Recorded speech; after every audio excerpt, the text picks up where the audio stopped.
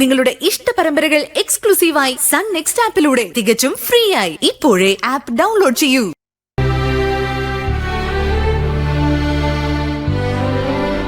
കഴിഞ്ഞ കുറച്ച് ദിവസങ്ങളായി ഗിരിയേട്ടൻ നല്ലൊരു ഭർത്താവായി മാറിയെന്നാ ഞാൻ കരുതിയത്. പക്ഷേ ഇപ്പൊ എനിക്ക് മനസ്സിലായി ഒരു മാറ്റം സംഭവിച്ചിട്ടില്ലാന്ന്.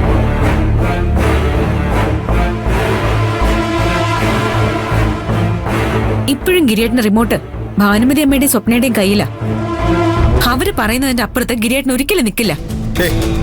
താൻ വെറുതെ അവനെ കുറ്റപ്പെടുത്തല്ലേ മഹിമേ. ഒരു വീട്ടിലെ കാര്യങ്ങൾ കൈകാര്യം ചെയ്ത് മുന്നോട്ട് പോകുന്നതേ അത്ര എളുപ്പമൊന്നുമല്ല. അവൻ ഫേസ് ചെയ്യുന്ന പ്രശ്നങ്ങൾ എന്താണെന്ന് അവന് മാത്രമേ അറിയൂ. പ്രശ്നങ്ങൾ നേരിടുന്നത് ഗിരിയേട്ടന് പുത്തരിയൊന്നും അല്ലല്ലോ. പുറത്ത് നാട്ടുകാരടുത്ത് വലിയ തന്നിടിയാ നിൽക്കുന്ന ഗിരിയേട്ടൻ വീട്ടിനകത്ത് കയറുമ്പോ മാത്രം എന്താ പൂച്ചക്കുട്ടി പോലെ ആവുന്നേ. അവിടെ ശക്തമായൊരു നിലപാടെടുക്കാൻ ഗിരിയേട്ടന് പറ്റുന്നില്ല. ശബരിമലയ്ക്ക് ഇക്കൊല്ലം പോകുന്നില്ല എന്ന് പറഞ്ഞ ആളാ നിന്ന നിൽപ്പിൽ അഭിപ്രായം മാറ്റിയത്. ശബരിമലയ്ക്ക് പോകാനുള്ള തീരുമാനം ഞാൻ ഒറ്റയ്ക്കെടുത്തതല്ല. മഞ്ജുവിനോട് കൂടി ചർച്ച ചെയ്തിട്ട് ഞാൻ ആ തീരുമാനത്തിലെത്തിയത്. ചേച്ചിതിന് സമ്മതിക്കാതിരിക്കോ? ചേച്ചിയെ കൊണ്ടത് പറയിപ്പിച്ചത് ഭാനുമതിയമ്മ തന്നെയാ.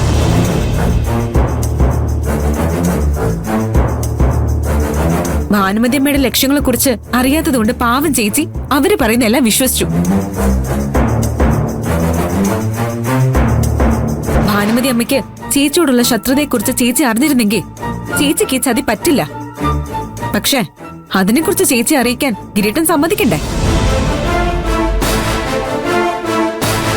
എന്ത് ചെയ്തിട്ടും അമ്മയുടെ പ്രതിച്ഛായ കാത്തു സൂക്ഷിക്കണമെന്നേ ഗിരിയേട്ടനുള്ളൂ. നീ വിചാരിക്കുന്നത് പോലെ ഞാൻ ശബരിമലയ്ക്ക് പോകാനുള്ള കാരണം അമ്മ പറഞ്ഞതുകൊണ്ടല്ല. ഞാൻ എല്ലാ കൊല്ലവും ശബരിമലയ്ക്ക് പോകാറുള്ളതാ. സംശയമുണ്ടെങ്കിൽ ഇവരോട് ചോദിച്ചു നോക്ക്. പണ്ട് അച്ഛൻ്റെ കൂടെ ശബരിമലയ്ക്ക് പോയിക്കൊണ്ടിരുന്ന ഞാൻ പിന്നീട് ഒറ്റയ്ക്ക് പോകാൻ തുടങ്ങി.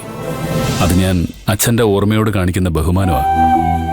ഇത്തവണ മഞ്ജുവിനെ വീട്ടിലുള്ള എല്ലാവരും കൂടെ ചേർന്ന് കളിപ്പിക്കുന്നത് പോലെ തോന്നിയതുകൊണ്ട് മാത്രമാണ് ആദ്യം പോകാതിരുന്നാലോ എന്ന് ഞാൻ വിചാരിച്ചത്. പക്ഷേ വെറൊരു വാശിയുടെ പേരിൽ ശബരിമലയ്ക്ക് പോകാതിരിക്കുന്നതിൽ അർത്ഥമില്ലല്ലോ. എടുക്കുന്ന എല്ലാ തീരുമാനങ്ങൾക്കും ഗിരിയേട്ടന് ഇതുപോലെ ഓരോ ന്യായങ്ങളുണ്ടാവും.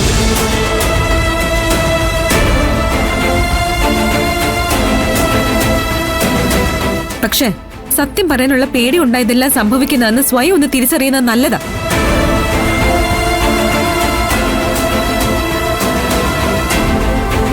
ഞാൻ പോവാമേ.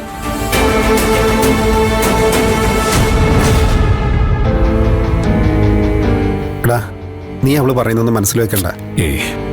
അവള് പറഞ്ഞതിൽ തെറ്റൊന്നുമില്ലാന്ന് എനിക്കറിയാം. മഹിമയുടെ മുന്നിൽ വെച്ച് ഞാനത് സമ്മതിച്ചില്ലെന്നേ ഉള്ളൂ.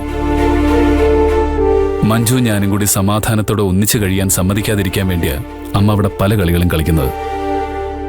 അതിന്റെ ഏറ്റവും അവസാനമായി അച്ഛന്റെ പേര് ഉപയോഗിക്കാൻ പോലും അമ്മ മടിച്ചില്ല.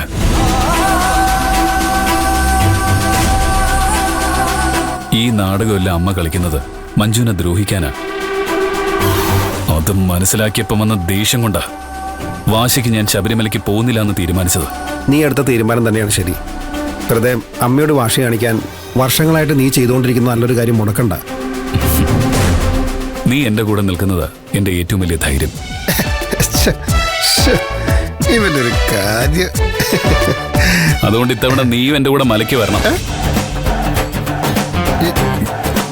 ഞാനോ? ആ, നീ തന്നെ. അതൊന്നും പറ്റൂല. എന്താ? എനിക്ക് കോടതിയിൽ കേസുള്ളതാ. നിനക്ക് പകരം അപ്പിയർ ചെയ്യാൻ വേറെ വക്കീലിനെ ഞാൻ ശരിയാക്കി തരാം. അതൊന്നും ശരിയാവുന്നില്ല. അമ്മ ചക്കര പറഞ്ഞ് മനസ്സിലാക്കി കൊടുത്തേ. തമാശ കളിക്കണം മോനെ. നീ പറഞ്ഞതാണ് ശരി. ഇവനെ ഇത്തവണ എന്തായാലും മലയ്ക്ക് കൊണ്ടുപോകണം. അമ്മ വേണ്ടരുത്. പ്രായം എത്രയായിട്ടും ഇന്ന് വരെ ശബരിമലയ്ക്ക് പോയിട്ടില്ലെന്ന് പറഞ്ഞ ആരെങ്കിലും അത് വിശ്വസിക്കുവോ? ഇത്തവണ മര്യാദയ്ക്ക് ഇവന്റെ കൂടെ പോയി തൊഴുതിട്ട് വന്നോണം. കേട്ടല്ലോ? അല്ല, നിനക്ക് ശബരിമലയിലേക്ക് വരാൻ എന്താ എത്ര ബുദ്ധിമുട്ട്? മലക്ക് വരുന്നല്ലടാ, എനിക്ക് വെറുതെ കൊടുക്കുന്ന ബുദ്ധിമുട്ട്. എനിക്ക് നോൺ വെജ് ഇല്ലാതെ ഭക്ഷണം ഇറങ്ങൂലടാ. സാരമില്ല, കുറച്ച് ദിവസം നീ അതില്ലാതെ അങ്ങ് അഡ്ജസ്റ്റ് ചെയ്യ. അതെ, എന്നെ കൊണ്ടുവന്നിരിക്കാൻ പറ്റൂ? ഇല്ല. ഇല്ല അല്ലേ? ഇല്ലേ ഇല്ല. ഞാൻ നിന്നെയും കൊണ്ടേ പോവും. നന്ദിയുണ്ട് കൂട്ടുകാരാ, നന്ദിയുണ്ട്. സമയപ്പ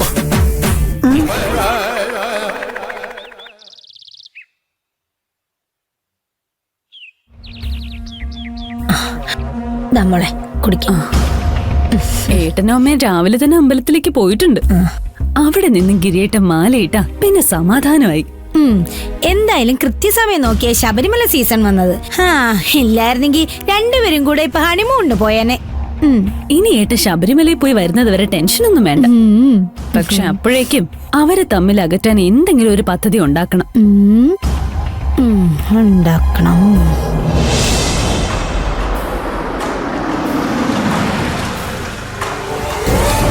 ദേ അവരെത്തി.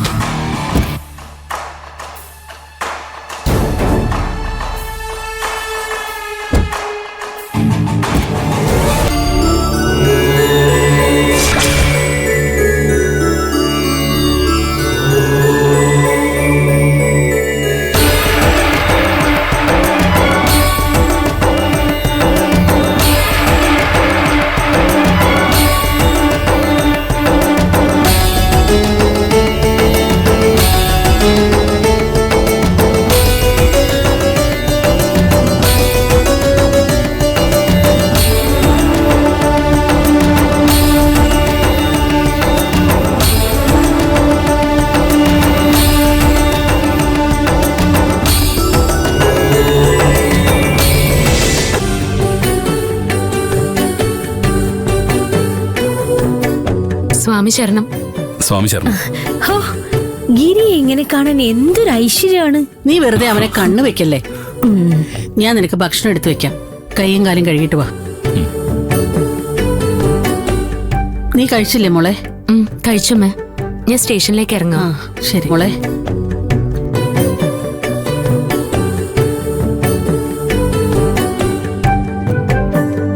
ഇന്ന് നേരത്തെ ഡ്യൂട്ടിക്ക് കയറേണ്ട ആവശ്യമുണ്ടായിരുന്നു. ഇല്ലായിരുന്നെങ്കിൽ ഞാനും കൂടി അമ്പലത്തിലേക്ക് വന്നേനെ. ആ ഒന്നും സാരമില്ല. ഇനി അങ്ങോട്ട് നമുക്ക് നല്ലത് മാത്രമേ സംഭവിക്കൂ. ദൈവം നമ്മുടെ കൂടെയുണ്ട്. ഞാൻ പോയിട്ട് വരാം. ശരി.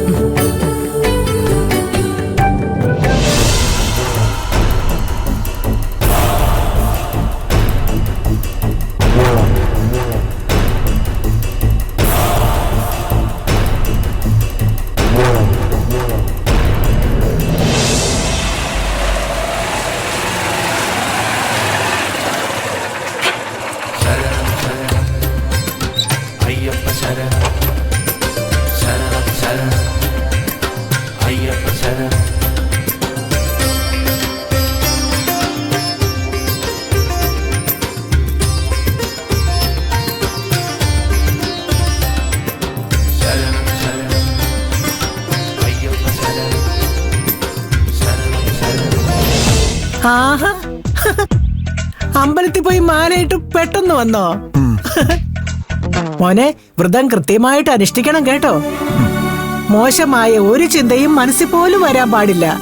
അടിപിടിക്കോ വഴക്കിനോ ഒന്നും പോകരുത് കേട്ടോ. ഞാൻ എപ്പോഴെങ്കിലും അടിപിടിക്ക് പോകുന്നത് അമ്മ കണ്ടിട്ടുണ്ടോ? പോകരുത്. ആ പിന്നെ ഒരു കാര്യം കൂടി, ഈ സമയത്ത് പ്രേമിക്കാനോ വായി നോക്കാനോ ഒന്നും പോയേക്കരുത്. മനസ്സിലായോ? അമ്മേ,